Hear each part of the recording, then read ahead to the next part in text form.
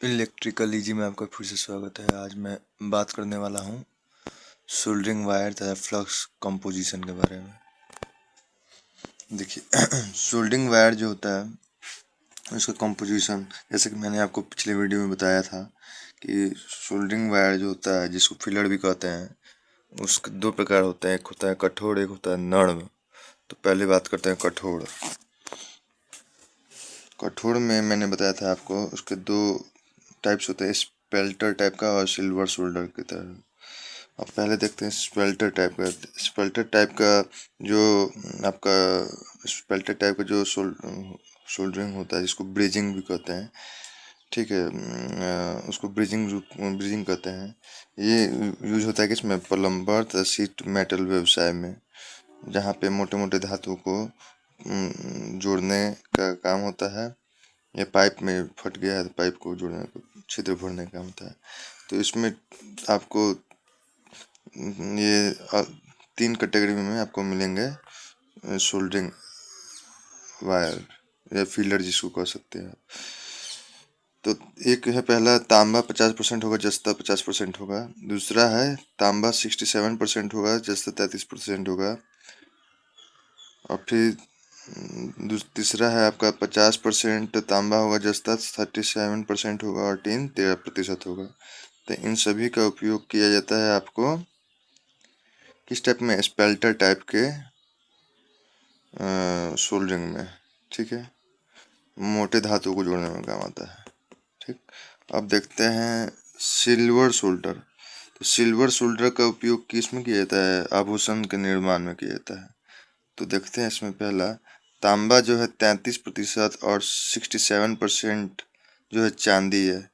तो वो चांदी के गहने को बनाने में होता है यूज, मतलब चांदी का जोड़ बनाने में। फिर तांबा है 20%, चांदी है 10%, सोना 70%। तो सोना का आभूषण बनाने में उपयोग किया जाता है। फिर तांबा है 20%, चांदी है 70% और जस्ता 10% है, तो रजत जोड़ बनाने में उपयोग किया जाता है।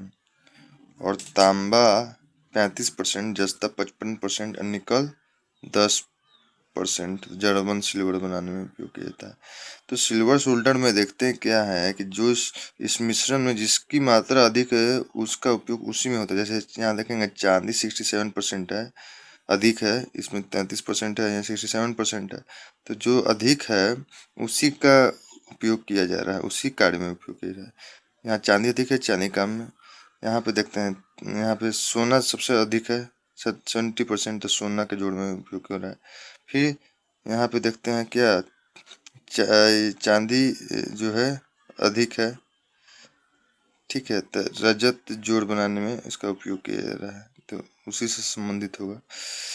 और तांबा जो है देखिए 35%, जस्ता 55% और निकल 10, तो अधिक कौन सी, जस्ता है ना। तो जस्ता जर्मन सिल्वर, दोनों का नाम एक जैसा है, जस स्टार्ट हो रहा है, जर्मन जस्ता जो। तो इस प्रकार से हम देख सकते हैं जब भी इस तरह का ऑप्शन में आता है, कौन ऑप्शन है जिसका परसेंटेज ज़्यादा होगा वही उस जैसे सोना ज़्यादा है तो सोना का जोड़ने में उपयोग होता है, चांदी ज़्यादा है चांदी के जोड़ने में उपयोग करता होगा, जस्ता ज़्यादा है तो जर्मन सिल्वर को जोड़ने में काम आता है। इस तरह पहचान जाएंगे हम लोग तेजी में, कंफ्यूज नहीं होंगे कि कौन सा मिश्रण किस में जोड़ने में काम आता है, ठीक है। फिर आगे देखते हैं इधर साइड में नर्म शोल्डर में।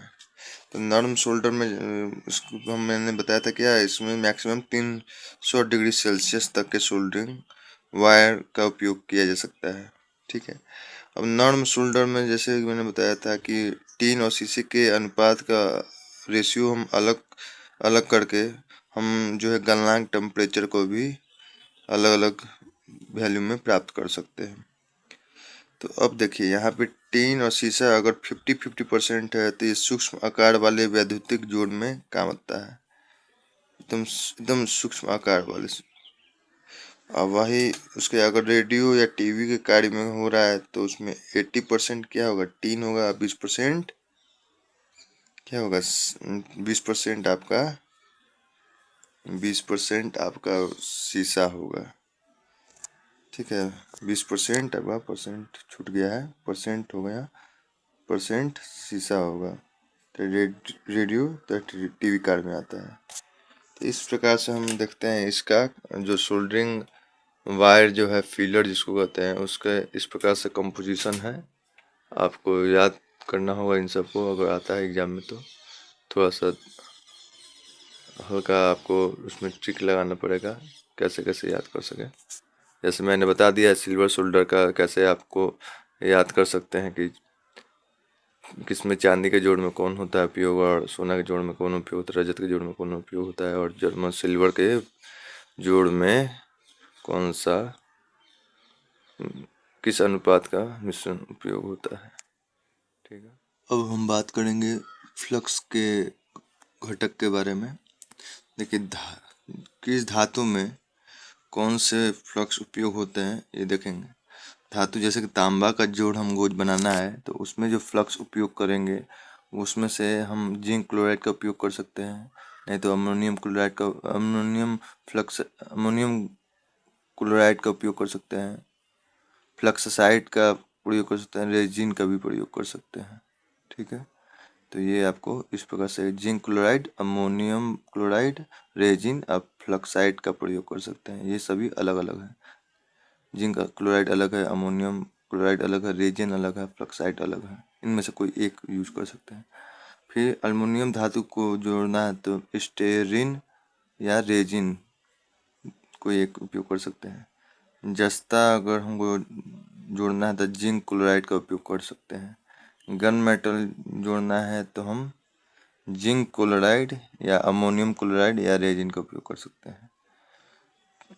पीतल जोड़ना है तो हम जिंक क्लोराइड, अमोनियम क्लोराइड या रेजिन का उपयोग कर सकते हैं। सोना चांदी जोड़ना है तो हम बोरेक्स जिसको सुहागा कहते हैं उसका उपयोग कर सकते हैं।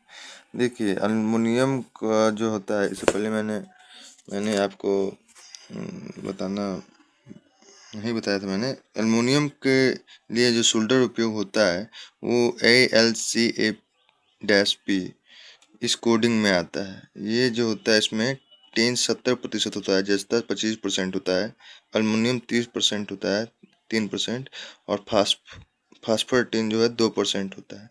तो इस प्रकार से आप जिस धातु के जोड़ बना रहे हैं उसके हिसाब से उपयुक्त फ्लक्स का उपयोग कर सकते हैं, जिससे कि आपका सोल्डरिंग का काम सटीक तरीके से हो सकता है।